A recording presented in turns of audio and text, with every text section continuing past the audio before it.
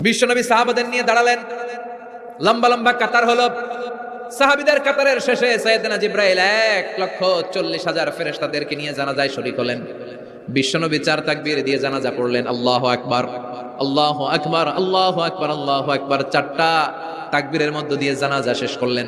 বিশ্বনবী তাকিয়ে দেখে সাহাবাদের পেছনে 1,40,000 ফেরেশতা দাঁড়িয়ে জানাজায় শরীক হয়েছে।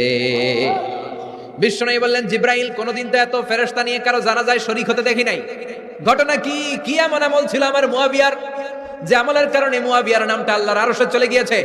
উঠতে বসতে চলতে ফিরতে সব সময় আপনার এই সাহাবী পড়তে থাকতো, কুল হুয়াল্লাহু আহাদ, আল্লাহুস সামাদ, লাম ইয়ালিদ ওয়া লাম ইউলাদ ওয়া লাম ইয়াকুল লাহু কুফুয়ান আহাদ। পড়েন সুবহানাল্লাহ।